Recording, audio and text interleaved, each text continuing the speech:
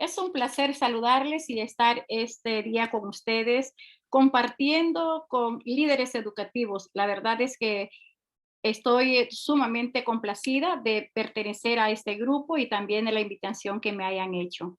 Soy Oneida Rivera, catedrática de la Universidad Nacional Autónoma de Honduras, y en esta ocasión vamos a compartir un tema muy interesante y que ahorita pues está como de moda, ¿verdad? Y es la hibridad. El tema que yo les voy a hablar es los escenarios educativos de la presencialidad híbrida en la educación. Como les decía, me desempeño como catedrática y también coordino la maestría en psicopedagogía en el Departamento de Pedagogía y Ciencias de la Educación de la Facultad de Humanidades y Artes aquí en Honduras. Vamos a entrar un poquito a hablar acerca de qué es eso de la hibridad, porque nosotros a veces tenemos algunos conceptos que no los manejamos, ¿verdad? A cabalidad, y entonces vamos a decir que es la interacción, o sea, esa podría ser interacción o integración entre lo que es la educación virtual y lo que es la educación presencial, ¿verdad? Ambos ambientes son sumamente importantes porque nos ayudan a nosotros a poder interactuar, ¿verdad? Ante esta situación diferente que se ha tornado. A veces nosotros hablamos de temas muy interesantes y que tenemos que hacer ver, ¿verdad? En la educación. Y Carmen, por ejemplo, hablaba de lo que eran los elementos importantes de la hibridad y decía que uno era la aprendizaje autónomo, que es importante que lo manejemos, la colaboración también, por supuesto que los materiales de apoyo, la evaluación y cómo no los elementos vivos, o sea, nosotros, ver los elementos vivos que necesitamos para poder comunicarnos e interrelacionarnos. Entonces, en esta temática que tenemos el día de hoy con respecto a la educación híbrida a nivel universitario y de posgrado, y en esta oportunidad que hablemos sobre los escenarios educativos de la presencialidad híbrida, vamos a decir que tenemos dos escenarios educativos muy importantes y principales, que es la aula híbrida y lo que es los campos virtuales. Y nosotros vamos a decir, ¿y por qué le llamamos aula híbrida? Porque es donde vamos a combinar esos dos elementos o varios elementos. No solamente es la presencialidad con la virtualidad, sino que hay otros aspectos que tienen mucho que ver con respecto a la hibridad. Eh, Mucho los contenidos, estrategias, metodologías, formas de enseñanza, cantidad de condiciones que se dan en ambos sistemas, ¿verdad? No solamente en uno, sino que en ambos. Entonces, dentro de los principales elementos de la educación híbrida y que es tan importante retomar, tenemos lo que es la planeación, la aplicación y no podemos dejar de lado la evaluación. Si nosotros hacemos una planificación muy ordenada, los docentes, ¿verdad? Y aunada también con los criterios de los estudiantes, porque es importante que esta planificación que nosotros tenemos la podamos compartir con ellos, porque ellos son el elemento importante para nosotros, ¿verdad? Entonces, cuando planificamos bien, cuando ordenamos bien nuestros contenidos, cuando las estrategias son adecuadas, el aprendizaje, por ende, es más eficaz, ¿verdad? Nosotros aplicamos todos esos conceptos y conocimientos que tenemos, que los hemos mostrado en la planificación y lo llevamos a evaluar. Es importante que nosotros evaluemos todo lo que hacemos. Si no evaluamos, pues cómo vamos a comprobar que en realidad hubo algo bueno de lo que nosotros hicimos, que recogimos algo positivo de lo que hicimos, que logramos un objetivo que nos habíamos propuesto. Con esto de la hibridad, no siempre vamos a lograr los objetivos como los habíamos propuesto, porque van a haber algunos cambios en el camino. ¿Por qué van a haber cambios? Porque esto es nuevo. Es nuevo para nosotros con esta contingencia que se ha venido, ¿verdad? Nos ha cambiado todo nuestro sistema de educación, tanto para los estudiantes como para nosotros. Y recordemos que para los estudiantes es un poco complicado por aspectos tan importantes como es la economía, la cuestión social, la familia, los lugares, ¿verdad?, donde ellos están ejerciendo esa conectividad que a veces no tienen esa facilidad de conectarse, y es ahí donde tenemos algunos problemas nosotros en estas condiciones. Entonces, hablando de lo que es la planeación híbrida y tomando en cuenta estos aspectos que les estoy mencionando de los estudiantes, vamos a ver que hay algunas situaciones socioemocionales que afectan a los muchachos. Por ejemplo, muchos tienen estrés, ansiedad, porque no pueden alcanzar su meta o no pueden alcanzar el objetivo como se lo habían programado. O también porque no tienen las condiciones básicas para poder entrar en este campo. Y es ahí donde hay una cuestión complicada que a ellos les afecta mucho. Y esto te lo digo con conocimiento de causa, porque yo trabajo con jóvenes donde a veces no podemos trabajar porque ellos están en condiciones críticas. Entonces es ahí donde vamos a hacer las adecuaciones curriculares. Bueno, podemos trabajar con cortes, ¿verdad? Tener jóvenes tal vez que pudieron conectarse, otros que no pudieron conectarse, hacer esas cortes de los que tienen más habilidad a las plataformas o a los espacios virtuales, otros que no. Los que pueden presentarse al aula de clases, que no pueden hacerlo de manera virtual. Tenemos también esa otra corte. Entonces, esa interacción entre ellos es muy importante que nosotros la hagamos, y eso lo hacemos cuando hacemos las reuniones, ¿verdad? Ya conectadas entre lo que es la virtualidad y lo que es la presencialidad, cuando ellos se unen, ¿verdad? Y entran en ese contexto de comunicación. Las plataformas y los contenidos es otro detalle muy importante. ¿Qué tipo de plataforma estamos utilizando? Y si en realidad la sabemos utilizar. Todos los medios que se utilizan dentro de una plataforma, que son riquísimas en conocimiento, para nosotros los docentes, en los aprendizajes para los estudiantes, es sumamente importante conocer todas las bondades que tienen las plataformas.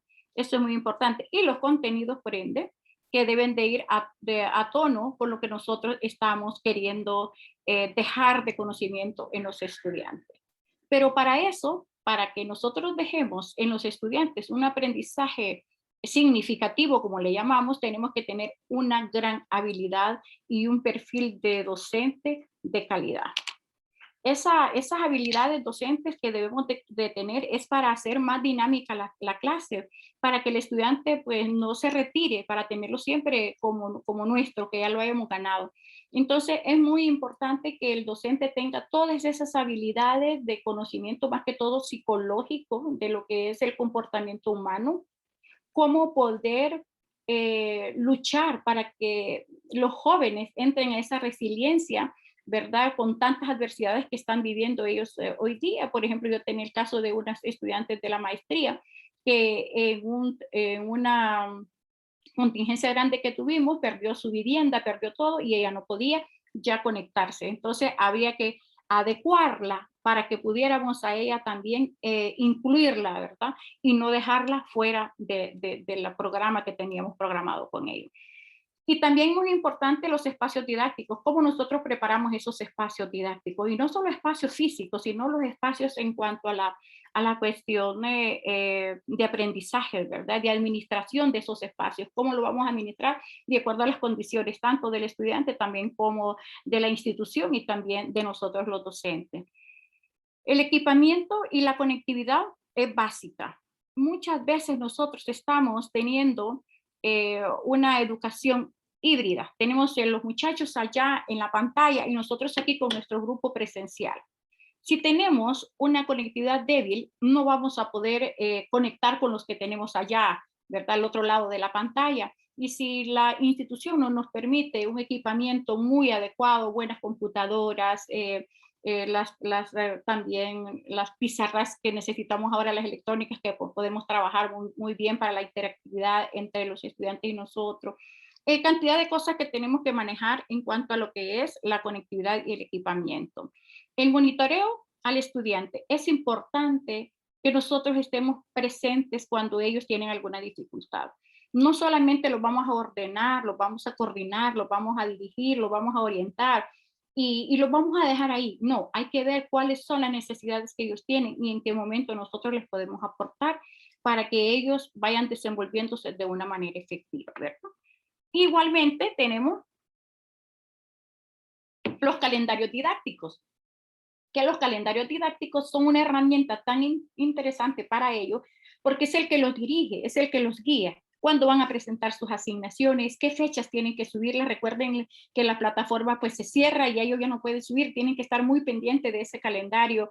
Entrar también a conocer la relación que deben de tener entre ellos mismos, con esos foros de cafetería, con los foros que tenemos nosotros de comunicación entre el docente y el estudiante, que son los foros didácticos, que ellos puedan entrar para que puedan aclarar las dudas que ellos tienen antes de que vayan a fracasar con la asignatura que están ellos llevando en ese periodo, ¿verdad? Es por eso que es muy importante manejar lo que son los calendarios didácticos, tenerles bien especificado qué es lo que van a elaborar, hasta las reuniones que vamos a tener, si la vamos a tener a manera de así como estamos nosotros, ¿verdad? Con conferencia, o si la vamos a tener en el aula de clase, cómo vamos a estar con ellos. Es importante que ellos tengan todo bien definido, qué es la asignación que van a subir, en qué fecha la van a subir, en qué hora la van a subir, para que ellos no tengan problemas. Es por eso que nosotros tenemos que estar monitoreando cómo están ellos. Yo siempre recomiendo que los docentes debemos entrar todos los días a revisar las plataformas. No es porque les dejamos una tarea para una semana, vamos a entrar hasta que ellos vayan a subir su tarea. Tenemos que estar pendientes de ellos, monitoreándolos, saber cómo van, para que podamos darle la ayuda oportuna en el momento oportuno. Esa es una situación importante que debemos de manejar en cuanto a lo que es la planeación híbrida. Y la vamos a ver así, de esta manera, híbrida, aunque ustedes van a pensar que también se hace en la presencialidad igual.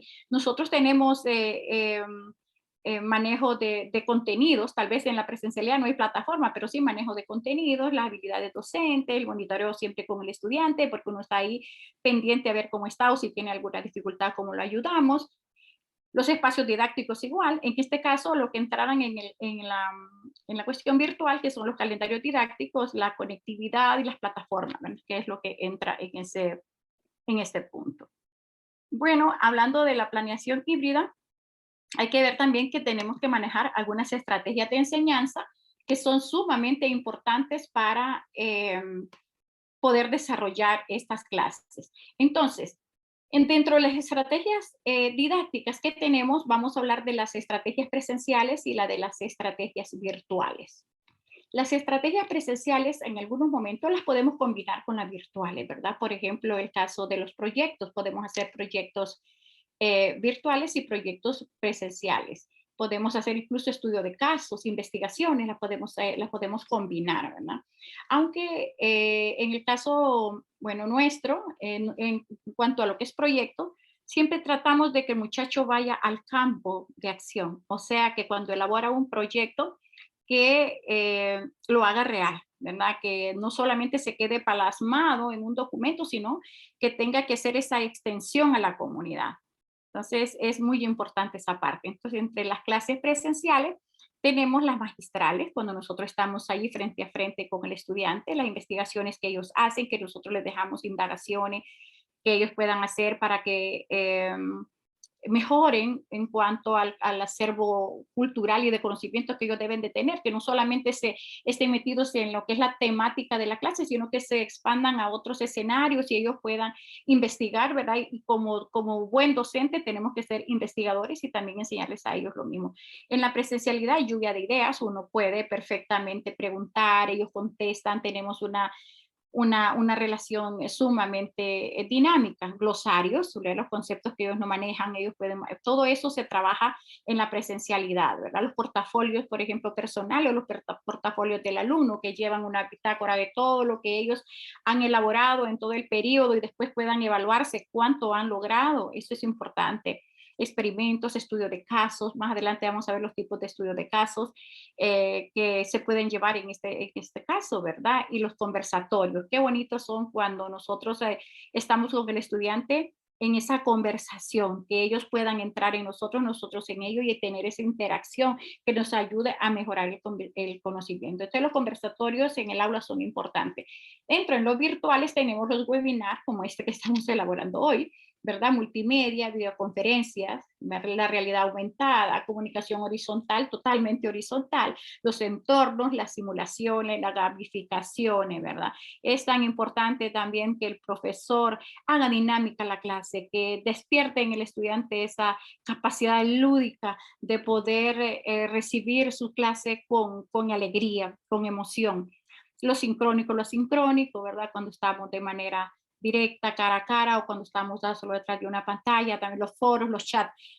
Se ha utilizado mucho en esta nueva modalidad lo que son los dispositivos móviles, que es donde el estudiante más tiene acceso.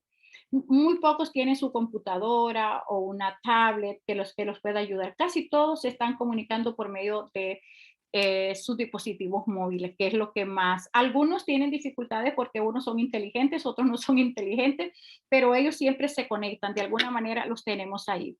La verdad que esta nueva modalidad ha venido a cambiarnos a nosotros también como docentes toda la perspectiva de lo que es la educación, ¿verdad?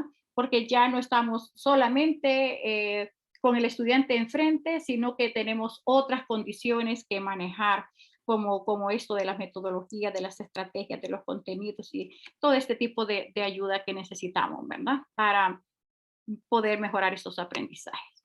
Vamos a hablar entonces de algo tan interesante que yo pensé que no era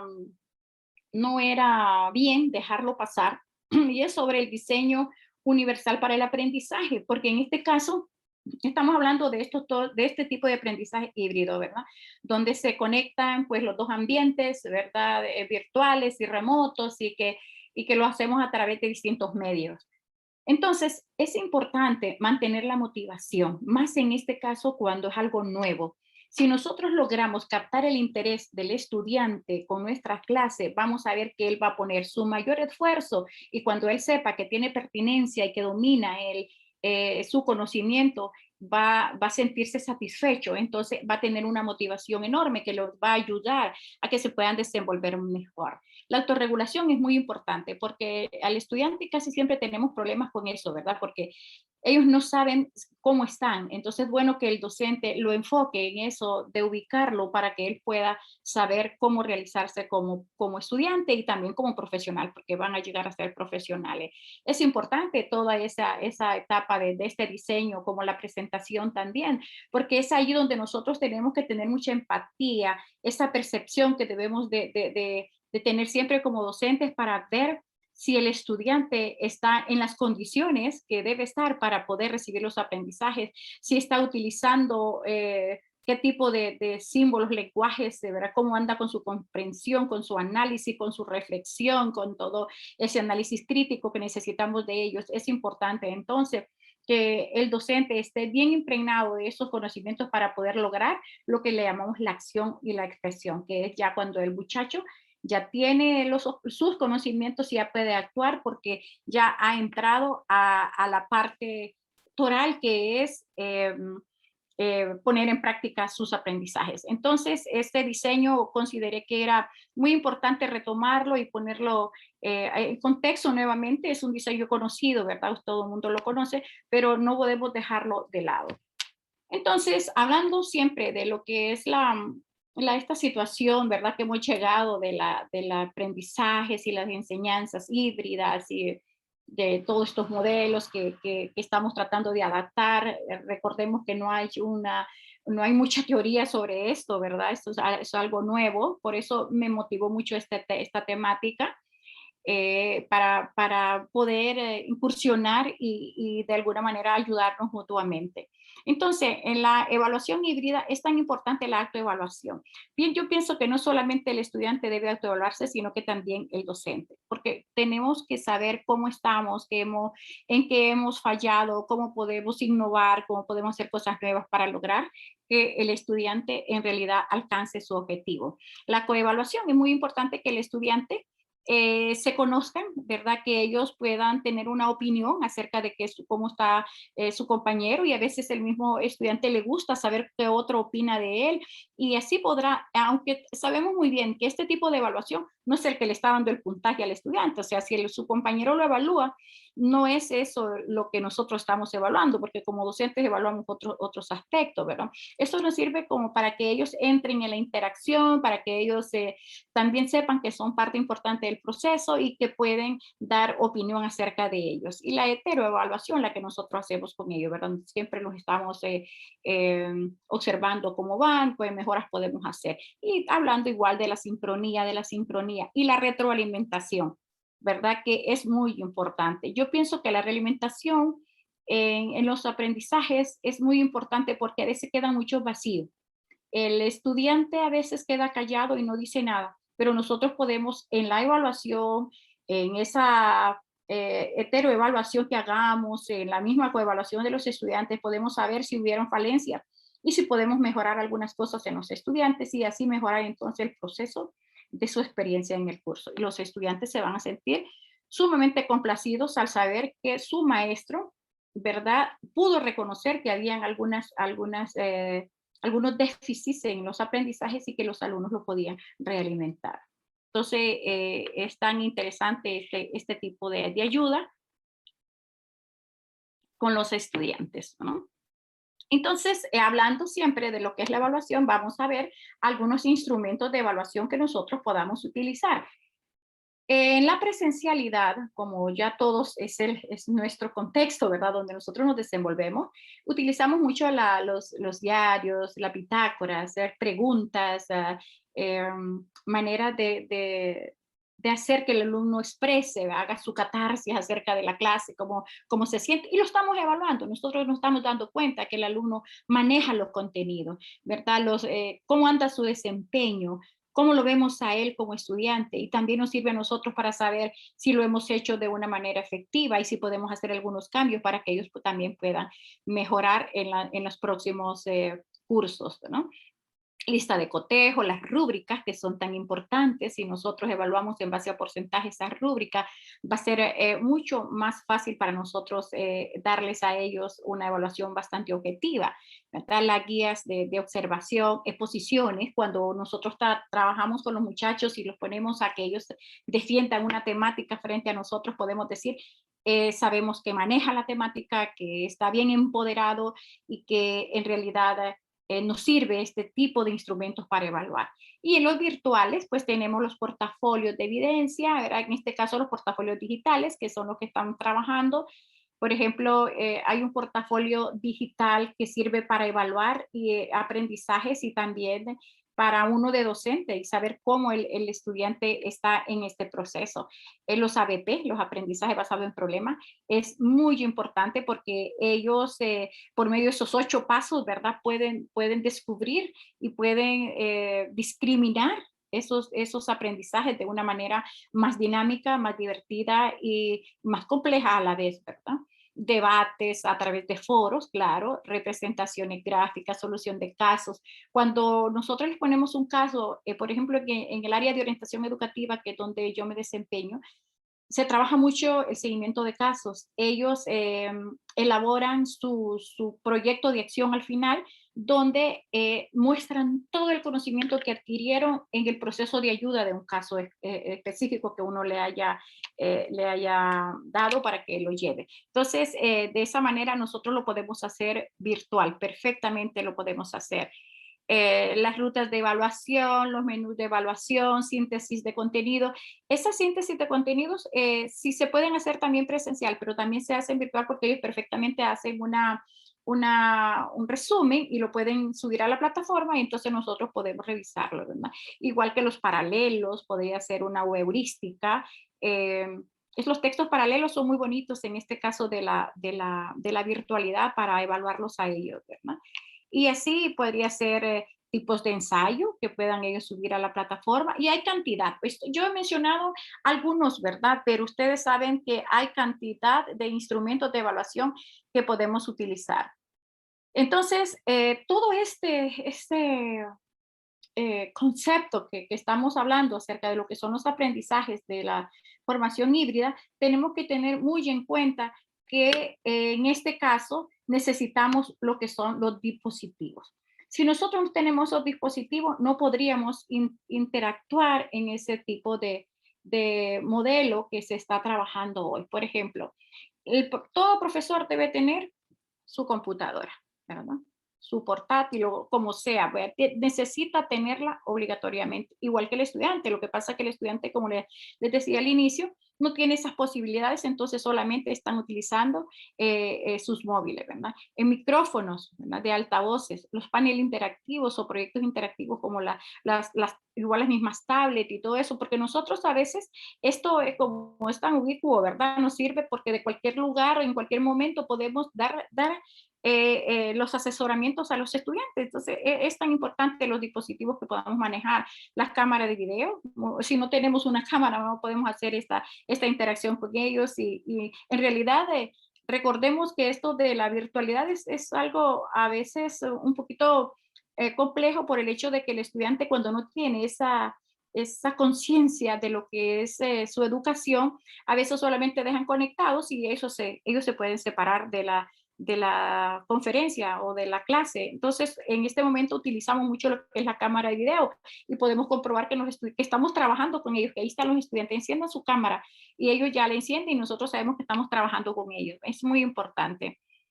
Entonces, el monitoreo también es importante. Tenemos que tener nosotros esa, esa capacidad instalada. Si no tenemos esa capacidad instalada en este sistema, pues andamos un poquito mal, ¿verdad? No lo vamos a lograr a cabalidad, sino que a medias. Y en realidad el objetivo es que estemos bien concentrados en lo que hacemos.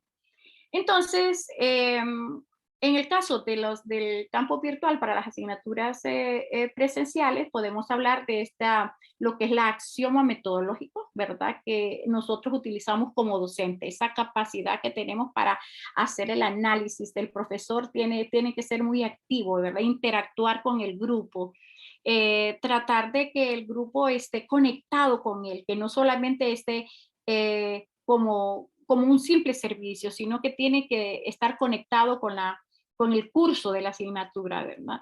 Y más allá de las clases presenciales y sincrónicas, el profesor tiene que tener esa habilidad para poder hacer la clase más activa y sobre todo tener esa capacidad de interrelacionar, como les estaba mencionando.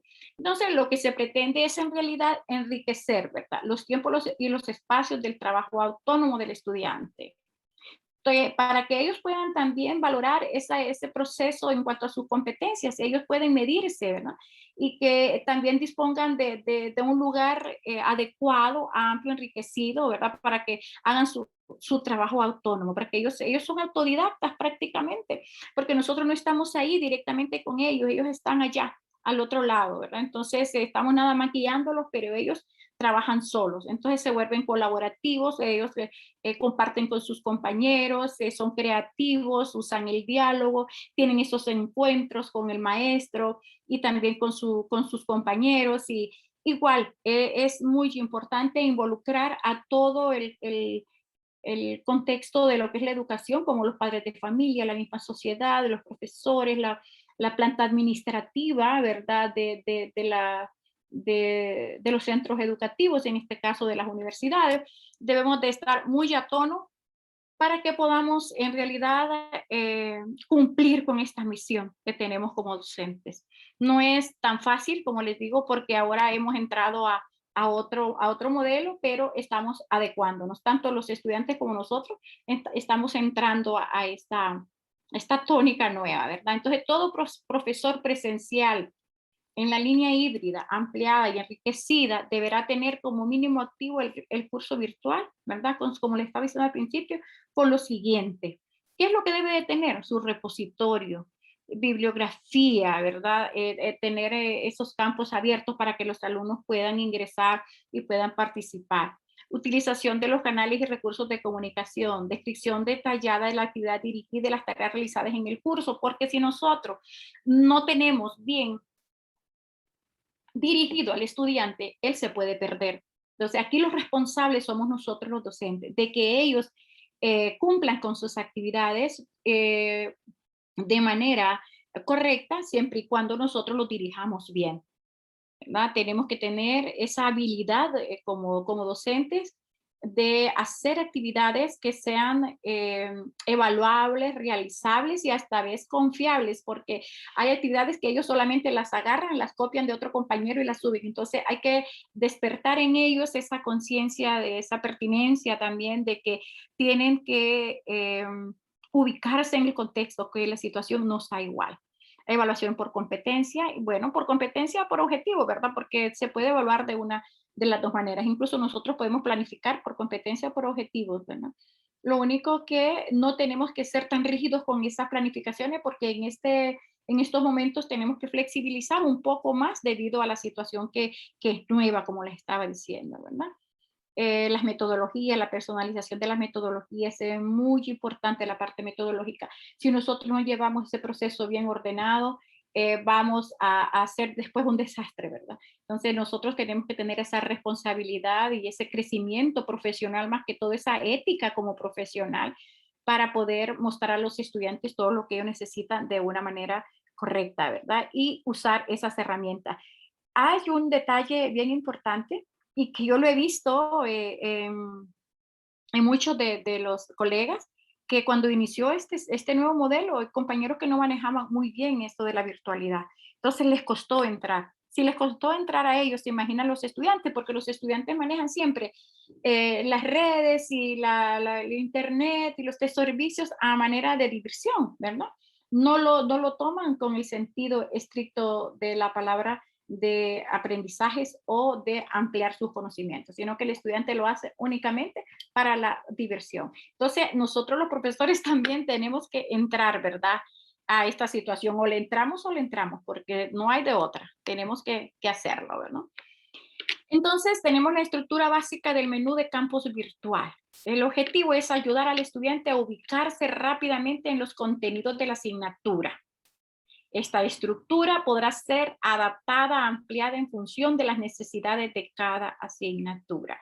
Por ejemplo, en el caso de las clases médicas que necesitan laboratorio, eh, obligatoriamente tendrán que esos contenidos, ¿verdad?, estar bien ubicados en cuanto a lo que es el uso de laboratorios, hacer sus prácticas, por ejemplo. Un poco diferente a las clases teóricas, ¿verdad? Sin embargo, cada una tiene su propia estructura, entonces nosotros tenemos que ubicar en tiempo y espacio al estudiante para que él se ubique, ¿verdad? Valga la redundancia, en esa necesidad que tiene cada asignatura. En esta estructura básica que nosotros tenemos que manejar está lo que es la presentación de la asignatura. Si nosotros no presentamos y no hacemos una introducción de esa asignatura, el estudiante va a quedar eh, con esas grandes lagunas. Tenemos que hacer esa presentación. Incluso en el campus uno siempre hace un pequeño desglose de qué trata esa asignatura en esbozo, así de manera podríamos decir, ampliada, ¿verdad? Y que el alumno pueda ubicarse dentro de ese conocimiento, a qué voy con esta asignatura, ¿verdad? Entonces, la guía docente es otro detalle, porque en esa guía usted le va a mostrar a sus estudiantes, cómo usted va a dirigir la clase, qué es todo lo que va a realizar usted en esa asignatura. Entonces, igualmente en la guía van los contenidos, ¿verdad? De la asignatura, donde usted los coloca por grupos, a ver cómo va a evaluar, cuántos contenidos va a evaluar en cada uno de los exámenes que va a realizar, o en cada una de las asignaciones que va a realizar, o en cada una de actividad que va a hacer dentro del aula o virtual, o como usted la va a realizar. Entonces es importante tener esa guía docente, los contenidos de la asignatura son básicos, el estudiante los tiene que manejar porque debe de saber a dónde va él con eso de sus aprendizajes. Y las evaluaciones por hecho, ¿verdad? Que siempre se van a dar y la podemos hacer de cualquier manera, como estábamos hablando al inicio, no solamente con un test, con una aplicación de un test para valorar conocimiento, sino hay diferentes maneras de evaluar al estudiante. Y más cuando el estudiante tal vez tiene algunas dificultades y que no puede asistir o que no lo puede lograr o tiene una discapacidad también. Entonces nosotros tenemos que readecuar todo eso para que el estudiante pueda ser evaluado. Recordemos que a veces las rúbricas no pueden ser iguales o estandarizadas para todos, porque a veces vamos a hacer evaluaciones diferentes. Todo eso hay que tomarlo en cuenta. Entonces, todas esas herramientas de colaboración que nos ayudan a nosotros como docentes para estructurar en realidad todo ese menú que necesitamos dar a conocer al estudiante para que él tenga claro hacia dónde va con sus aprendizajes, ¿verdad? Entonces, tenemos esto de la guía didáctica que debe ser enriquecida e interactiva. Dice, es esencial que todo profesor, ¿verdad?, disponga de esta herramienta esencial. Eso es lo que estábamos mencionando al principio, porque tenemos que demostrar que somos capaces de hacer funcionar esa asignatura ya con todas las metodologías y estrategias que hemos preparado para que esto se realice, ¿verdad? Y esta guía, que es la que recoge todo el marco metodológico, la planificación, la descripción, todos los detalles, como les hablaba acerca de qué es lo que vamos a ver, pero eso ya lo tenemos previsto. El estudiante ya lo debe de manejar porque que los cursos virtuales tenemos que dejarlos sumamente claros a los estudiantes. No es como en el aula de clase presencial que nosotros estamos ahí a cada día dándoles las instrucciones, ayudándolos, pero en este caso es que ya todo está preparado y subido, ¿verdad? A la plataforma. El muchacho debe de conocer todo lo que va a realizar para que así también pueda establecer sus espacios de tiempo, ¿verdad? Al estudiante se le aporta la información relevante de todos los contenidos y las actividades que va a realizar. Y ahí era donde hablábamos también de los cronogramas, de los programas didácticos que ellos necesitan saber para que vayan bien seguros y no vayan a tener dificultades al finalizar el periodo o al finalizar su curso, ¿verdad? Como se prevé que logre que los resultados de aprendizaje y las competencias a través de las actividades y la participación en el curso, cuando y de qué manera debe hacerlo, así como qué valor se le va a dar, cuáles son los criterios de logro que tenemos con ellos, cómo van a ser evaluados. O sea, como les decía, una claridad completa acerca de esa guía, ¿verdad? Que nosotros le damos siempre al inicio de la clase. Incluso le hablamos cuántas unidades valorativas tiene, cuáles son los requisitos para que usted pueda llevar esa asignatura, cuántos días a la semana lo llevamos. Entonces, el estudiante está muy claro y en ese caso, pues no va a tener ninguna dificultad.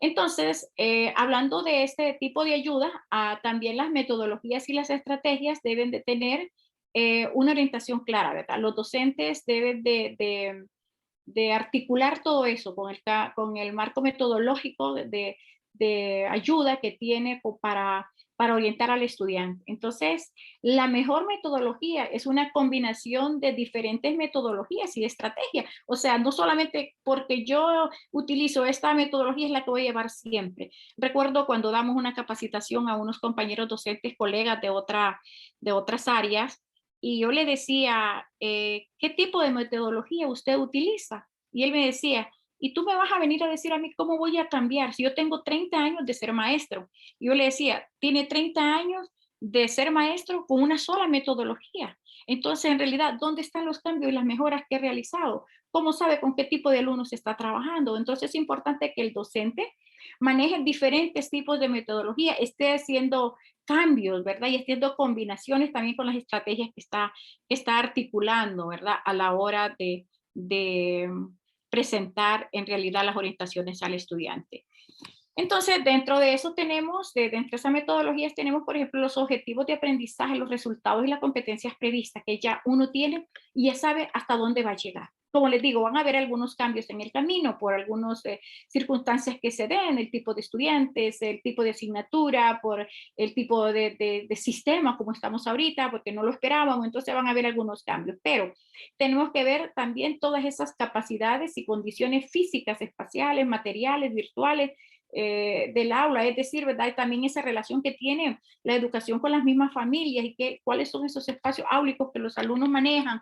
Entonces, todos esos aspectos es importante manejarlo, igual que las características sobre la materia y los contenidos que va a enseñar el perfil y el rol del profesor y el rol del estudiante, porque es bien importante hacerle ver al estudiante cuál va a ser su rol y también que el estudiante sepa cuál es mi rol como docente. Entonces, eso dependerá también de todo esto que nosotros hagamos, del tamaño del grupo y el curso con que estemos trabajando, todas las características que este grupo tenga, ¿verdad? Cómo maneja esa autonomía, cómo maneja esa madurez, esa percepción que tiene acerca de lo que son los conocimientos y de las mejoras que va a tener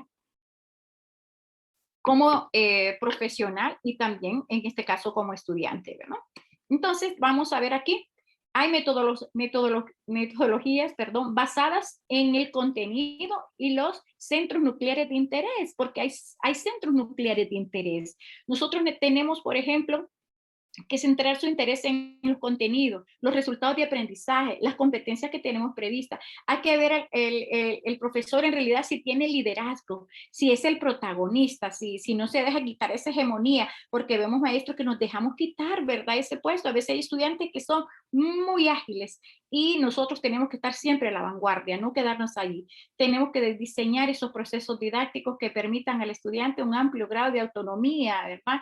Que él pueda construir sus propios conocimientos y que sea capaz de obtener esos logros que se han previsto.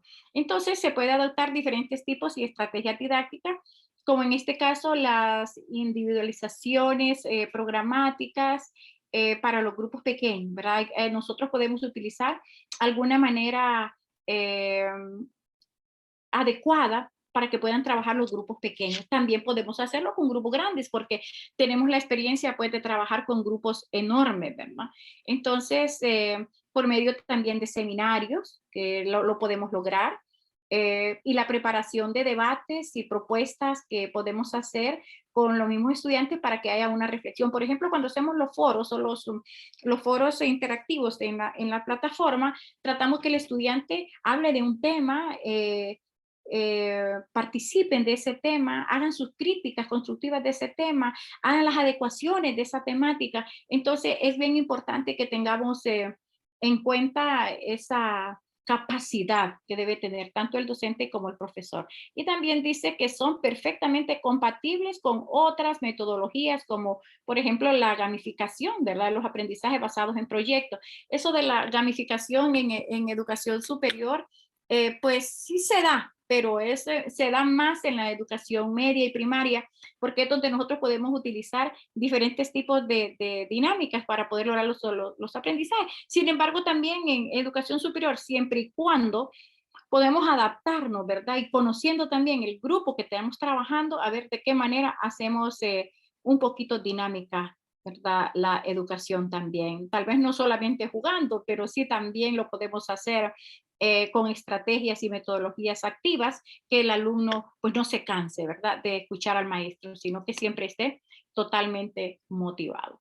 Y las metodologías basadas en los escenarios, en las prácticas y en las prácticas y en el estudiante, se dice en este epígrafe, se encuentran todas aquellas metodologías y estrategias en las cuales convergen escenarios eminentemente prácticos, experienciales y desempeños activos, ya sean reales o simulados de los estudiantes, ¿verdad? Igualmente, ¿verdad? Se hace referencia a las metodologías híbridas que son basadas en la formación en el rol de experiencia del estudiante y pueden adaptarse también a diferentes tipos, como ser la metodología basada en espacios de aprendizaje, enseñanza-aprendizaje, también los aprendizajes basados en proyectos docentes, perfectamente lo podemos hacer, metodologías basadas en proyectos también. Eh, y estos son retos para nosotros, porque miren, no crean, trabajar este tipo de prácticas no es nada fácil para el estudiante, pero si nosotros lo conducimos bien y le enseñamos y le mostramos que son capaces y que lo pueden lograr, ellos alcanzan esos escenarios prácticos que necesitan, ¿verdad? Para poder solventar todas sus necesidades de aprendizaje cuando las presentan, ¿verdad? Y también darle la resolución a los problemas cuando ellos mismos, miren, porque se pueden ayudar a ellos y pueden ayudar a otros. Entonces, es bien importante estas metodologías que nosotros utilizamos más que todo desde la práctica del estudiante, cómo el estudiante puede ser parte activa de este proceso y también para nosotros es interesante porque muchas experiencias de ellos nos sirven. Nosotros no sabemos todo, tenemos muchas falencias también. Ellos tienen conocimientos nuevos, más fresquitos, y tenemos que ser bastante humildes en eso, ¿verdad? Y darles a ellos ese rango, pero como les decía, sin dejarnos quitar la autonomía como docente, porque el papel del profesor no es que se va a eliminar, ya porque tenemos este sistema nuevo de habilidad, de autonomía y que el estudiante pues es el autor de su propio conocimiento, no quiere decir que nosotros vamos a perder también ese liderazgo como docente. Ahí estamos atentos para darles las guías, para ordenarlos, para apoyarlos. Entonces, esas metodologías basadas en el trabajo autónomo del estudiante se pueden integrar, ¿verdad? Todas esas que van dirigidas más que todo a la formación de investigaciones, de innovaciones, de indagaciones que ellos puedan hacer y puedan combinar esos itinerarios programados ubicuos, ¿verdad? Que lo puedan hacer en cualquier lugar donde ellos estén, que puedan trabajar sus asignaciones o puedan ellos eh, dialogar con el docente, dialogar con sus compañeros, independientemente de dónde y cómo estén, ¿verdad? Y también bajo pues estas etiquetas se hace referencia a todas las metodologías híbridas basadas en la dirección de la mentoría del estudiante, que requiere una detallada y amplia programación. Pues también lo será en cuanto a la atención y seguimiento de los estudiantes, así como del itinerario en su proceso de evaluación final, porque es bien importante esto de la mentoría, ¿verdad? La mentoría en cuanto a los procesos de dirección, tanto del profesor como del estudiante, es tan importante que el estudiante se dirija y que él pueda decir, yo lo hice, yo lo logré, me siento orgulloso de lo que hice, solamente que nosotros lo vamos conduciendo, pero él va lográndolo. Entonces, cuando él ha logrado esa capacidad de hacerlo solito, se siente motivado. Y eso es parte también de el desarrollo del trabajo autónomo de los estudiantes, ¿no?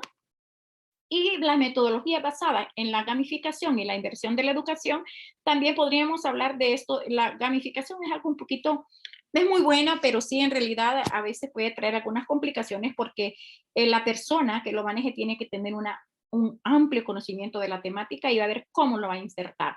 Entonces tiene un carácter transversal, ¿verdad? Y complementario con otras metodologías, por lo que entendemos que tiene una entidad propia, no solo por su desarrollo teórico científico presente, sino también por su impacto innovador y los efectos positivos en la educación, porque tiene efectos sumamente positivos en la educación.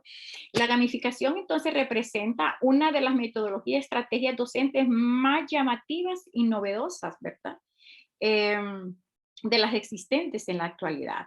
Resulta tan atractiva, como les decía, como también puede resultar un poco peligrosa. ¿Por qué? Porque esta metodología requiere de un alto grado de conocimiento del experto, ¿verdad? Más que todo en la temática, porque va a ver cómo lo va a enfocar. Entonces, que tiene que tener ese grado de creatividad, ese sentido metodológico didáctico para que en realidad los resultados de los aprendizajes tengan esas competencias esperadas. Entonces, hay que tener todo este tipo de ayudas. Nosotros como docentes tenemos que ampararnos en este tipo de ayudas para que logremos entonces llegar a concluir nuestros procesos de enseñanza y aprendizaje con los estudiantes de una manera holística, no solamente allí sintetizada a lo que nosotros hemos hecho siempre, sino que tenemos que abrirnos a escenarios nuevos para poder entrar en este nuevo sistema. Entonces, para finalizar, tengo algunas pequeñas conclusiones que creo que son oportunas que se las mencione, porque pienso que el aprendizaje híbrido o blended va cobrando cada vez más fuerza a nivel global y debido a esta contingencia ha salido más a flote. Parte de lo que yo puedo decir en cuanto a lo que es este tipo de educación híbrida, ¿verdad? Hay muchos elementos claves para lograr hacer realidad la educación híbrida, como ser nuevas habilidades y perfiles, información de seguimientos como aspectos de rigor en los aprendizajes, ver y en el logro más que todo de los mismos, ¿verdad? Que es muy importante entonces que nosotros desarrollemos como profesores esas nuevas habilidades y no nos quedemos allá eh, pensando que teníamos todo el conocimiento, sino que tenemos que estar frente a esos nuevos retos que tenemos ahora como profesores. El equipamiento y la conectividad son emergentes para el proceso, tanto de alumnos como maestros. Deben estar innovando desde el punto de vista tecnológico. Entonces, si no tenemos el equipamiento y la conectividad, estamos hablando de que estamos varados, ¿verdad? Nos hace falta algo de mucho rigor, ¿verdad? Que es la conectividad y el equipamiento necesario para que alcancemos estos objetivos.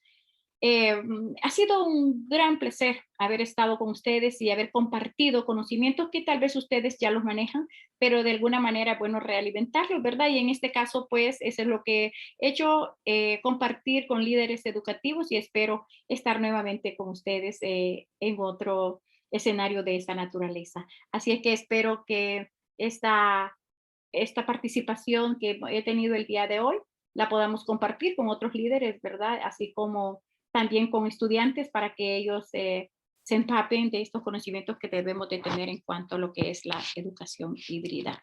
Así es que muchísimas gracias a todos por su atención. Fue un gran placer estar con ustedes.